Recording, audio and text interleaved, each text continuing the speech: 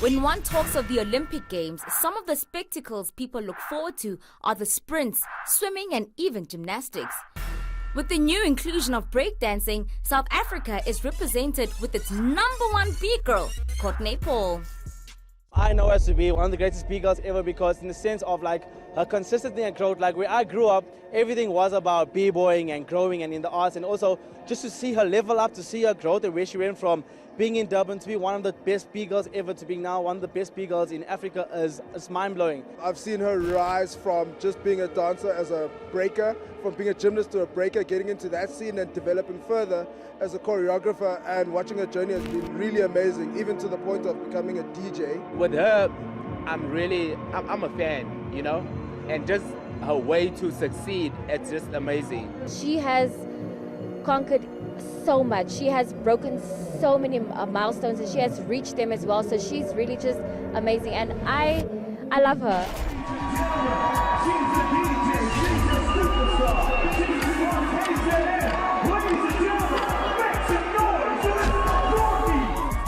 I grew up playing sport, playing a lot of soccer, kickboxing, but dancing was never really on the cards. Usually you start dancing very, very early on, but again, I was fresh out of high school, you know.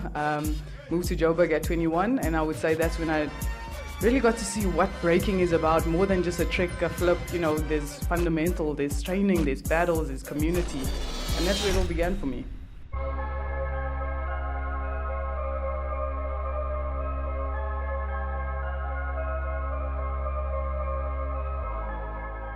At its core, it's a dance, it's an art.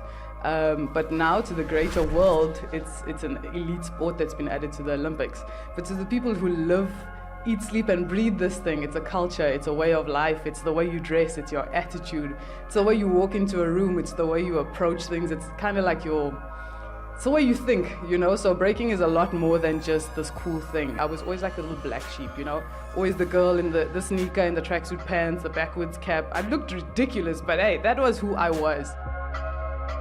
I didn't realize back then I was hip-hop, man. Like, I had no idea, but I was hip-hop. So I think that's the thing that makes me fall in love with breaking all the time, is that it's like this giant melting pot of misfits. But when we come together, oh man, it's like something amazing, you know? Taking the decision to go pro must have not been an easy one, as the journey to the Olympic Games can take its toll on an athlete physically, mentally and socially. I can't remember a time in my life where I didn't want to be the best at everything that I do. Going back to my early years, I started gymnastics at 6. My dad was super competitive. He was my soccer coach. So with him, even if I was the only female on the field, if I was the shortest, if I had the lightest skin, if I was the slowest, if I had the most beat up shoes, I had to go out there and be the best that I could possibly be. And for me, being the best is not me being better than you. It's me knowing that I went and did my best for that day, because that's literally all I can do. There's something in me, and maybe it's also a bad thing, that when I'm resting, I feel like I'm wasting time, you know? So there's a part of me that's just like, I can be better, I want to be better, and I think I'd be doing a disservice to the world if I didn't try and be my best. With very few competitions taking place in the country, finding the right place where you can sharpen your blades can be difficult.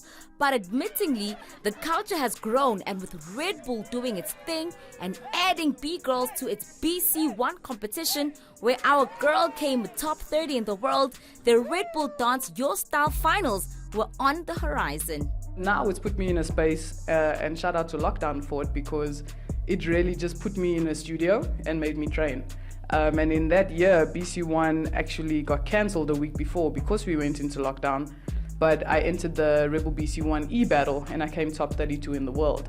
And that's when I realized, oh, I haven't been training, but there's something there. I need to take this thing a little bit more seriously. So when I look at where we are as a community and I look at the global community, wow, we have a lot of work to do, but I think there's something very unique about us. There's something about Africans, the way we hear music, the way we articulate, the way we translate it, that's super special, and I don't really see it anywhere else.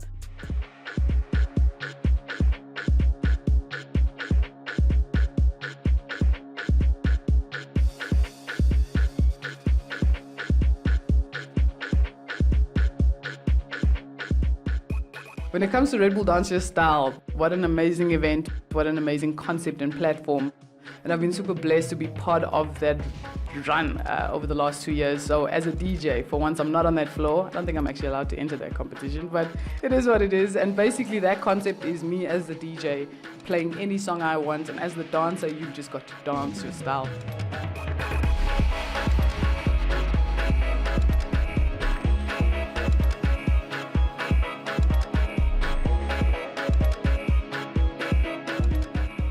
Having the World Finals in South Africa, it's huge, because what it does, it show people our culture, it show people how the continent vibrate, and also for local dancers to see all of these guys on video clips and other competitions. This is like, it's so beneficial to the whole scene. Basically, today there might be like a 16-year-old kid that's here that will draw inspiration. 5 years later, that kid will tell the story that, you know, the first time I saw this was Red Bull Dance Style World Finals, and that's why I'm still here. You know what I'm saying? It's rare that South Africa gets the opportunity to host world events. I mean, we've had the World Cup in soccer, and to have something like dance being represented, I think as a culture, South Africans, we embrace music and we embrace dance. And to see the world recognize South Africa as that and then bring a massive event like this to South Africa is super, super awesome. And I think what the setup is right now, it's really looking on the level of what you'd say is international. You'd never think you're out of place here. This is a high quality event. I really look up to a lot of these dancers, and it's been amazing that I could collab with them, that I could actually speak to them, and I could get their opinions on dance itself, and that we can have cyphers and we can dance and we can share the love of dance. So I think them being here is a big step for South Africa, so that we can take the next step into getting to where they are, and we can work with them and we can get to a point where we can dance and battle in other countries and other competitions.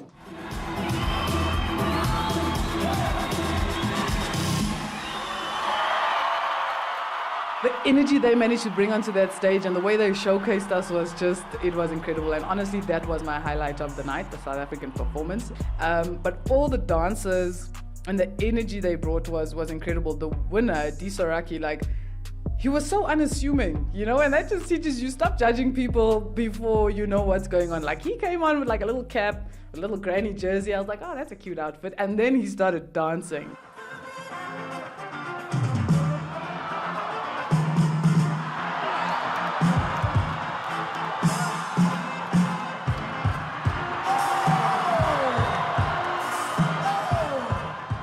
The South African artist industry is really growing because in the sense of it's becoming more regional and it's becoming more home African based, and that's why you'll see that the entire world is trying to do guaras, all this type of styles, which is really crazy. And I'm really inspired by the fact that now the entire world is looking at Africa like, yo guys, what is Africa up to next? Groove is life. Yeah, groove is life. And because of that, it forms a lot of basis to our culture, and it's a beautiful culture because it's so real, it's so pure. And these international artists and dancers who came to South Africa could see that, and they appreciated that. The difference is that they have all the access in the world to get close to anything, and they can do anything. We unfortunately don't, so we take what we have and we use it. And I think that's what makes us more phenomenal and more talented, if anything, not more than anybody else, but in our own way, so that we work harder. We understand that we need to work harder. I think what we have locally, we have the talent, but we don't have enough platforms where we can exercise our skills, basically. Overseas, the guys travel every single week. There's session every single weekend. So in terms of them progressing and becoming really good, it will happen if we have 5 events in 1 month. You know what I'm saying? Like here, it's like, okay, cool, 1 every single 5 months, basically. You know what I'm saying? So it's not good enough for our dancers to up their skill. Yes, this whole week was just surreal. Really, all the experiences that we'd have here were amazing. The battles were amazing. The music, the people, like everything. And today, the final was just mind-blowing. Even to see everybody and see the stage and see the people supporting, it was just awesome. I loved my experience. I really enjoyed my stay here. The people, quite honestly, is what I'm gonna take back with me, and also the music, for sure. I'm a piano. I'm like, I'm gonna change all my playlists now. Well, summarize it in one word, I would say amazing. It's a beautiful experience. It's a beautiful place. I love here, and I want to come back already. I keep telling people, like, I wish it was like a few more days so I could just keep exploring, but I'll be back. Yes, I love South Africa. Beautiful perspective of sharing. Like, I think there's a lot of encouragement here, at least from what I've noticed, is like people encourage each other and like give each other love, even if they don't know them, you know, but the universal language of dance. Today was amazing, man. The exchange, and what I saw is that in terms of the concept of Red Bull Dance Society is that be prepared for anything. And the World Finals being here means that it's educating our nation.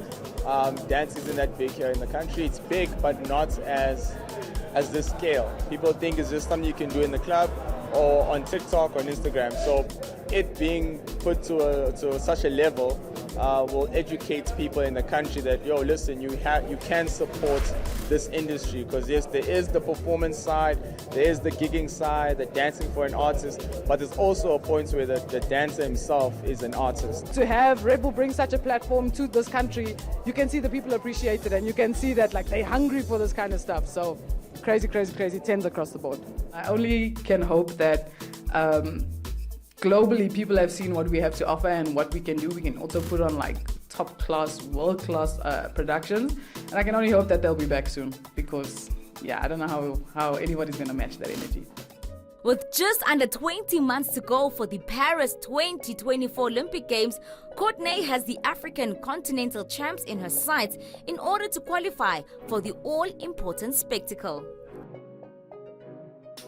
This is the one thing that I really love, so this is my focus right now. So the journey has been off and on, but I would say for the last 3 years, I've never been so committed to this thing. And I think it's just timing, it's platforms that are opening up.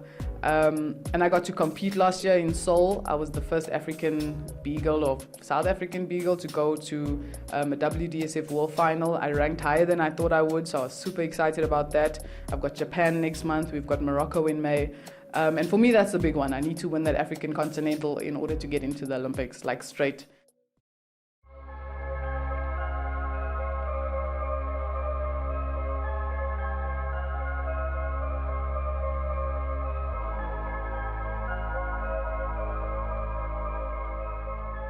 I think if anything were for Courtney to represent South Africa at the 2024 Olympics, I think what she needs to think of is being dedicated to her craft as she is. So continue in that path, challenge yourself to be better than you are the day before. I think that's always something that you can use to motivate yourself. Stay true to who you are, because that is taking you all the way. Never forget where you come from, which I know you always do.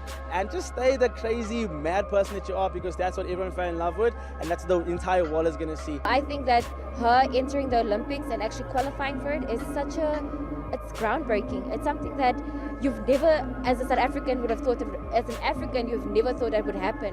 And it just shows that there's actual raw talent in our country, and Courtnaé Paul is one of those people that is very unique. She has raw talent, she has the dedication, she has the hard work, and I wish her all the best, and she knows that we are standing behind her 100%, and we love her so much, and she's been an inspiration and a role model to a lot of us. Keep on pushing, keep on staying consistent, keep on training.